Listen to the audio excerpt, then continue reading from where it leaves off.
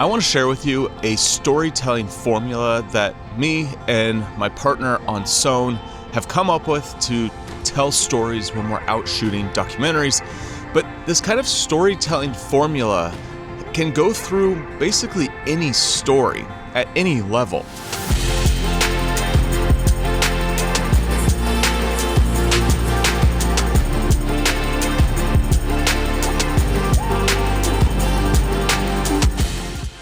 And we've really tried to break it down into 7 specific steps that a story goes through so that you can identify where you're at on the journey, whether you're working with someone else or you're filming yourself, and you can craft an interesting story that's better for your viewers to watch.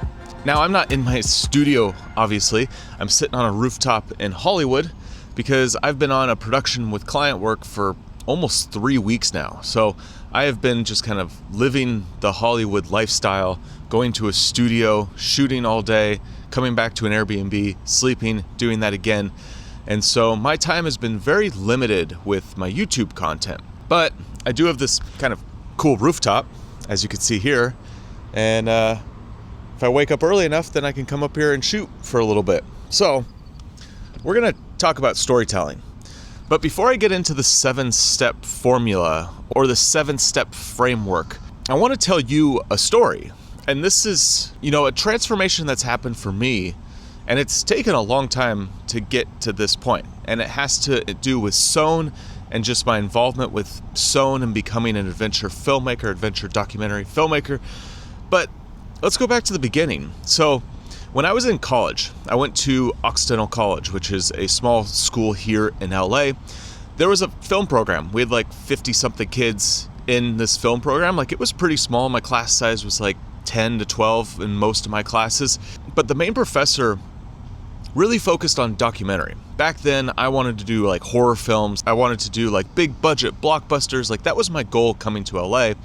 But then I ended up going to this smaller school, and I ended up meeting this professor who kind of instilled this whole world of documentary filmmaking, and we really dove deep into documentary. Now, during my time at school, I made a bunch of films, and most of them were narratives. We also did some documentary as well, but my focus was narrative. Like, that's what I wanted to do. However, during my junior year of college, there was these 2 filmmakers that came and gave a talk. We had like this cool theater that we would go do our screenings at, and they came and screened one of their movies. Now, I don't really remember what the movie exactly was about, but I do remember their story about making this film and finishing it. So they were driving through a country in the Middle East. They're rushing to the airport trying to finish this film because they had this crazy deadline. And they're in the backseat of a car with the laptops on their lap, with their hard drives plugged into the cigarette lighter, because this is when hard drives had to be powered externally, and they're all spinny hard drives, so things weren't working properly. There was firewire cables and they weren't connecting well, and it just gave me this like image of what an adventure documentary filmmaker is, like being under pressure and trying to just like get this film done. And at that moment, that was when I was like, that's what I want to do. I want to be in those situations. I want to be working under crazy pressure, trying to capture a story about something real. The reality is, when I left college, went and worked for a big production company, I ended up interning for a producer, worked on big blockbuster features, and it was like the worst experience ever. So I was at an office, basically giving coffee to this big producer. He asked me to put his coffee on the corner of his desk. He needed a sugar in the right way. It had to be the right temperature. He had a coffee, he had a tea. And then beyond that, I would do things like read scripts, and I would just kind of be in the cog wheel of like the day-to-day. A lot of times I ended up picking up the guy's dry cleaning, or I ended up like going and getting him lunch. This was before Uber Eats and all of that. And so it just gave this like really bad impression of what big Hollywood was, like the big blockbusters. And like from there, I decided like I don't want to live this lifestyle of like working my way up the ladder in this really corporate, high, big budget production lifestyle. So I ended up leaving, and I just started freelancing, making videos, and just kind of working in LA while I was working the front desk of a gym. Now, one thing led to another. I started my own production company. I've continued to freelance. I've worked on a lot of odd jobs, a lot of different random film productions, a lot of different cool stuff that I probably would never have done if I tried to work my way up the corporate ladder in the film world. However, I still was never feeling like I was the adventure filmmaker that I thought about way back in college. Like, that story kind of stuck with me. And so when I started my YouTube channel, I really wanted to go after being more of an adventure filmmaker. Like, I wanted to travel, I wanted to do adventure. Like, the idea of traveling to foreign countries, working on projects was something that was really interesting to me. And just being in that environment where you have to figure everything out in the moment and really be under pressure with everything that's going on, but also trying to tell a story and make a film in that kind of world. Now, as many of you have seen on this channel has evolved over time. I actually started as a travel vlog channel, and then I got into more filmmaking. And throughout all of this, I still always had this interest to do these bigger, adventure documentary kind of narratives. Now, through my YouTube channel, I ended up connecting with Sony. Eventually, they invited me to Sony Kondo. And now this one was in Sun Valley. And Kondo is like a gathering of a bunch of filmmakers, creators, photographers, like anyone who uses Sony products.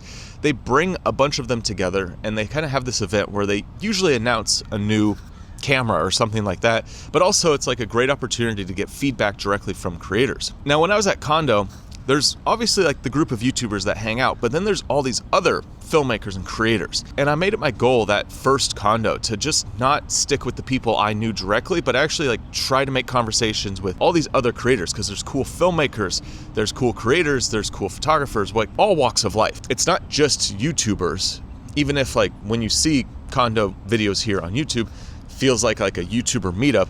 There's a lot other people, like big cinematographers and the people making the biggest features out there, whatever. But there was this one dinner where I was just like, screw it, I'm gonna go sit down at a random table next to a random person and just strike up a conversation. And so I sat down next to a guy named Jake Viramontes. And I was like, so what do you do? And he started giving me his story. He makes these documentaries for nonprofits around the world, and he does it for free. And I was like, that's pretty cool. I would love to join you and make one of these. And he's like, all right. So we exchanged numbers, whatever. And then a month later, he called me and he's like, hey, you want to go to India? I got a project.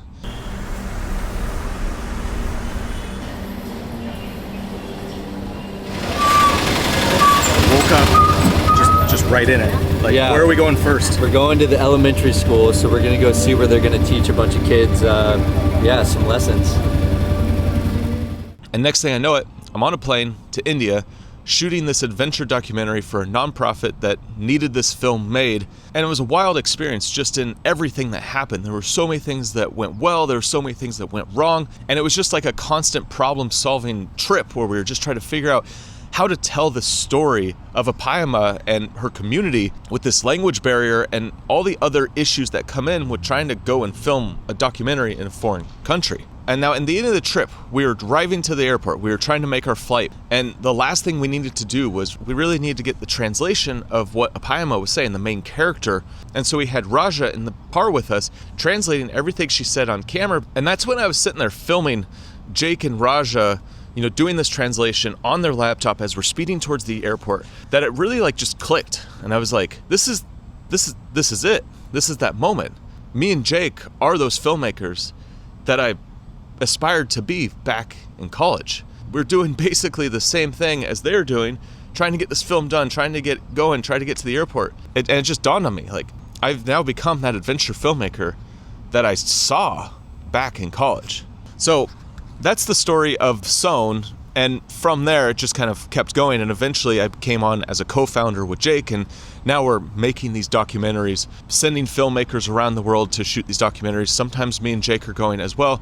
But we've now built this whole nonprofit around trying to do filmmaking for social good. And so let me break down what the story framework is, because I know at the beginning of this video, I wanted to give you a framework that you can use whenever you tell a story. And it comes down to 7 parts, 5, 6, 7. And I have all these written down here, and I'll explain each step of the way, but I just want to explain what we're doing. So this is a framework that's based off of the hero's journey, but it's more tailored to the types of videos that we're making, and also how we feel that this framework actually can be usable. And we've tried to put it in a way that it's repeatable. It's something that you can use no matter what level of kind of story that you're telling. And it's something that I think a lot of us can benefit from, just, internalizing this kind of framework and starting to see these different patterns when you're telling stories, where you're telling someone else's story, you're telling your own, or you're just doing, a menial task throughout the day. A lot of this will apply because it's essentially the hero's journey. And we're using this framework called the Sohn storytelling framework. We're actually coming up with a whole way to talk about the Sohn storytelling framework because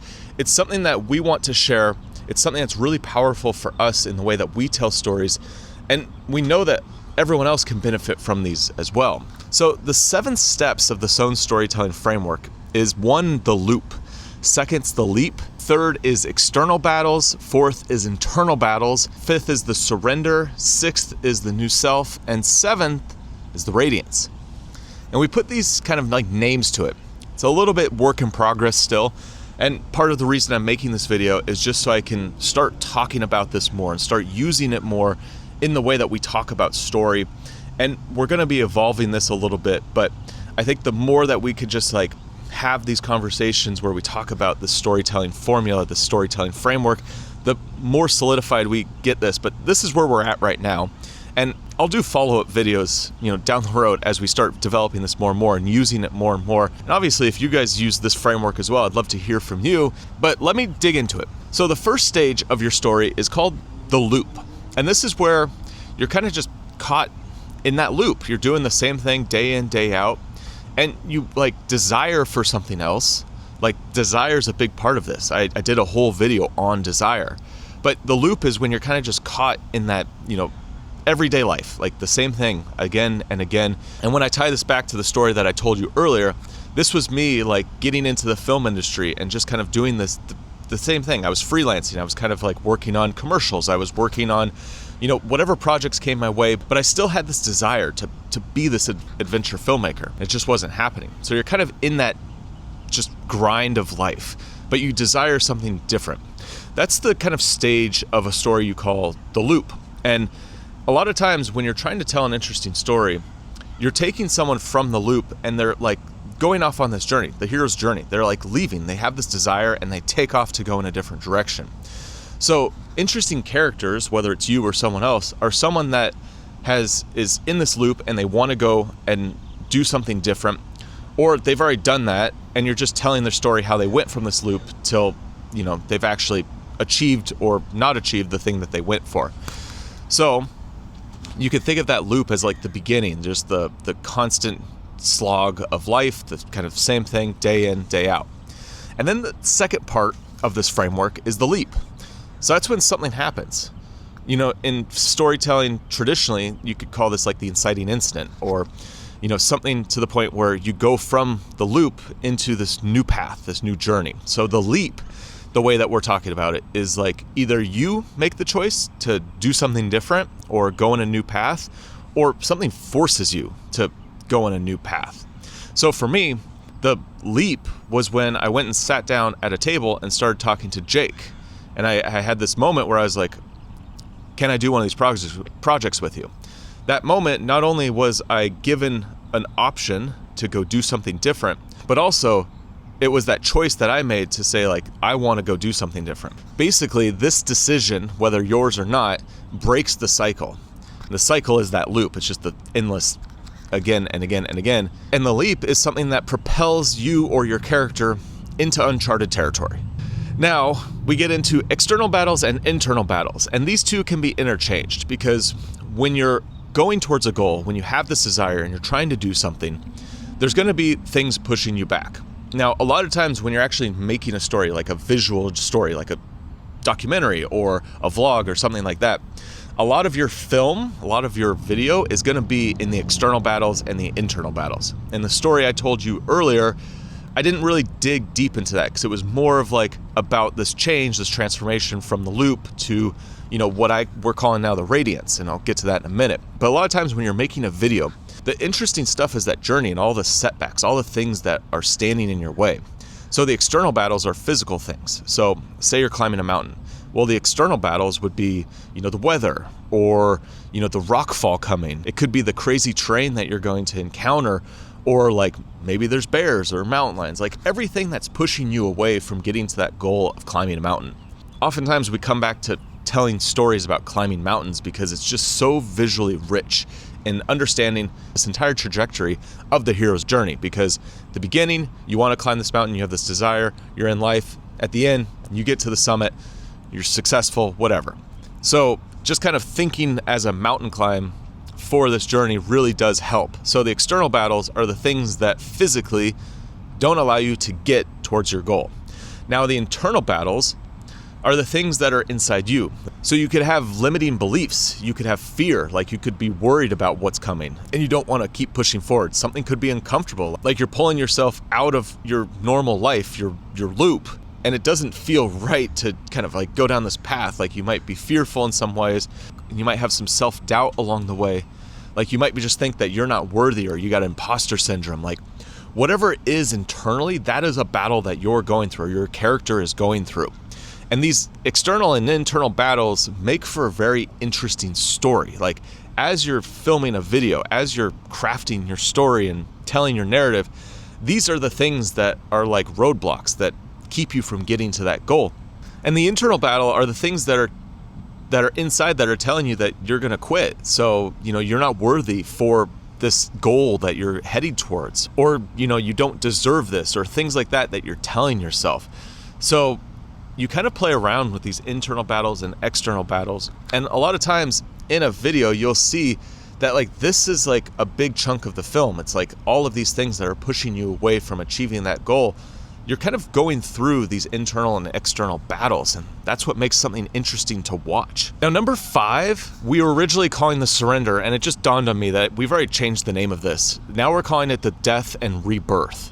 So it's an interesting concept because this is this moment of surrender. Like you kind of have to like get past these internal battles, and you have to let go of your old self to become this new person that you desire to be, or to achieve this goal. It's almost like this melting away of your ego, of who you thought you were. And, you have to go through this to become a new person that can achieve this goal, that can push forward. So you're breaking through those internal struggles. And there's an interesting way to think about this. So when butterflies go from, a caterpillar into a full butterfly, they get into a cocoon.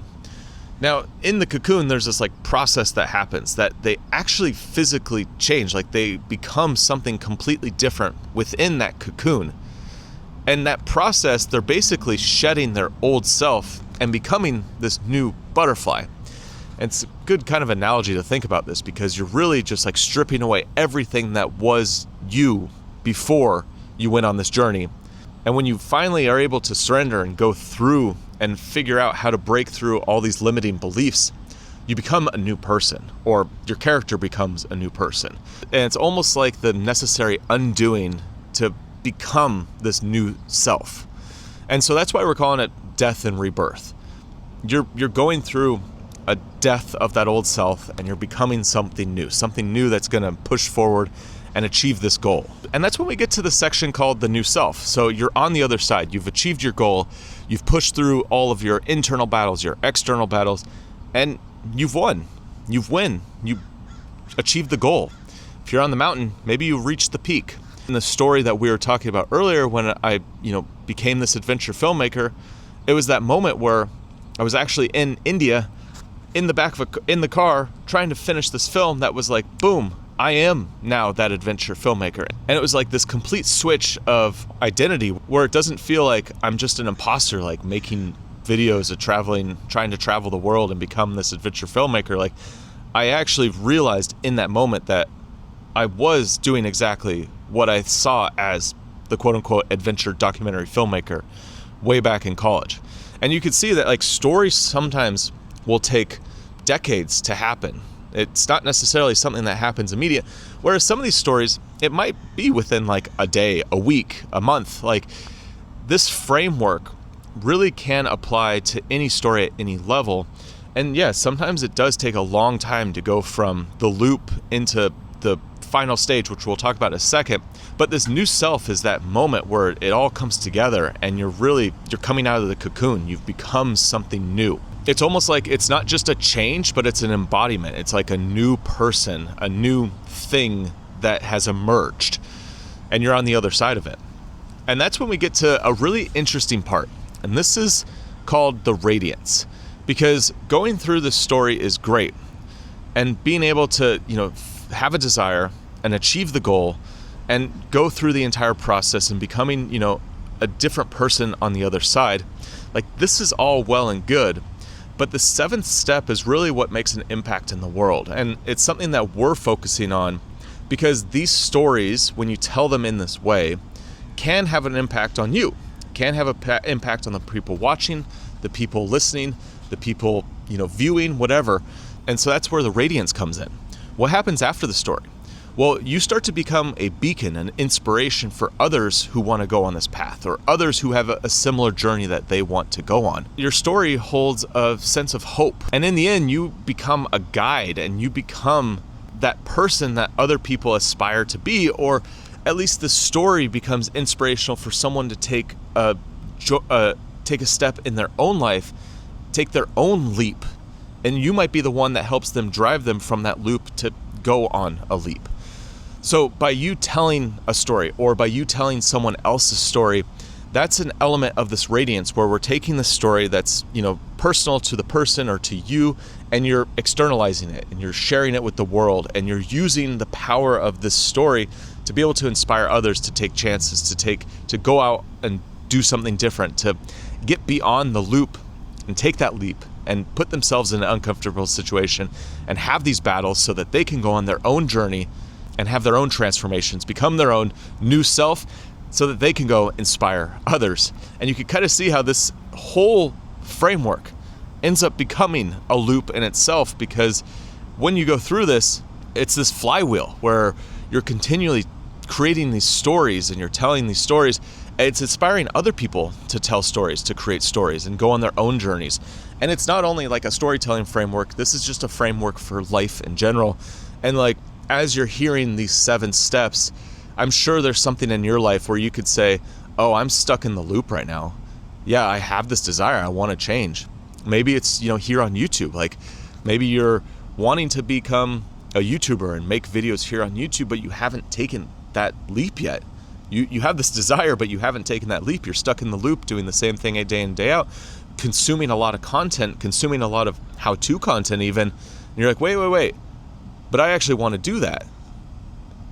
Well, maybe this is the opportunity to take that leap and start going through those external battles and start, making the content. You can see how this starts to become a very powerful framework for not only storytelling, but just your life. And I know for me, it's had a huge transformation just going through this process and coming up with this framework with Jake, and the two of us working together on this. It's starting to reveal a lot of things in my own life where I'm like, oh, I'm stuck in that loop, or I've gone through this transformation. And that's why I wanted to tell that story of Sohn at the beginning of this video, because that was such a powerful moment when I realized that I have now gone through this transformation, and my new self on the other side is this partnership that I've created with Jake for our nonprofit Sohn. Like, we are making these adventure documentary films that have a bigger purpose in the world. Like, they're for social good, for problems that are happening in the world. And all of these films in themselves become little beacons of radiance and hope for the different people that we work with, but also all the people who watch these videos. And so our goal with Sohn is to become this radiance, this positive impact in the world, and bring more filmmakers like you with us along that journey. So, a little side note, if you are someone who wants to do adventure documentary projects, go and shoot these nonprofit films, I'll include a link in the description to Sohn so you can see what we do. But we're constantly looking for new filmmakers, not only filmmakers, but also people who just make videos here on YouTube that want to do behind the scenes from each video, because what we've found is that the films itself are super powerful, but making a behind the scenes that is really catered towards other filmmakers are the kinds of pieces that become a moment of radiance for what we're doing to reach to other filmmakers, to bring them into our world and become a bigger flywheel that we're sending more people out on adventures. We're creating more documentaries. Sohn itself is growing, but as Sohn grows, we can have more films out there. Our web just keeps growing bigger and bigger. It all kind of works together. You know, right now, while I'm making this video, the creator Ryan Trahan's on his 50 States in 50 Days adventure hospital, and he's doing this all for St. Jude's, which is a pretty amazing cause. When I see when creators do these kind of big projects, like Mr. Beast did this with Team Seas and Team Trees, you know, these bigger social good projects, it's amazing. And I love that these big creators are doing this. We have these platforms where we can really reach a lot of people out there, and we can have a bigger impact by coming together and doing something as a team, as a group, as a community. But one thing that I found is that, like, the big creators do it, but that doesn't mean that the smaller guys can't do it either. We can all have an impact, no matter what level creator you are.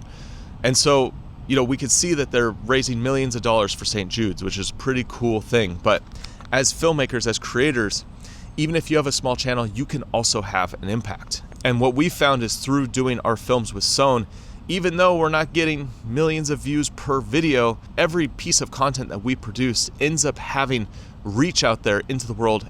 And each one of the films that we work on, the smaller projects, can have an impact. And collectively, as a whole, as creators, we can all reach into all walks of life and be able to do something good with the reach that we have. So, storytelling framework. This concept's not going away. This 7 series is not going away. I'll be digging more into this again and again, talk about each one of these stages more in depth on this channel. Like I said, I already did a video all about desire, which is such an important factor in this because you have to have a desire to get yourself out of that loop. And so I'd love to hear from you. After hearing this 7 storytelling framework, this Sone storytelling framework, 7 steps, is there anything going on in your life that actually fits into this? Like, are you in the loop, or are you taking that chance? Are you in the leap? And how can you use this framework to tell stories yourself? This is a great framework to use for any video that you're creating, and start to look when you watch creators make films, or you see documentaries, or, you know, vlogs even. When they have more of a story, you'll actually see that this framework shows up again and again and again, because storytelling has been around since the dawn of time. Everything is based around stories. Every old book is a story. So understanding the storytelling framework, understanding how you use stories to, you know, tell someone about a journey, but also how to inspire others, how to become that radiance, is super important. So I'd love to hear your thoughts down below in the comments. And next, check out this video right here. This is that video I talked about that's all about desire, and it's something that you should check out right now. I'll see you over there.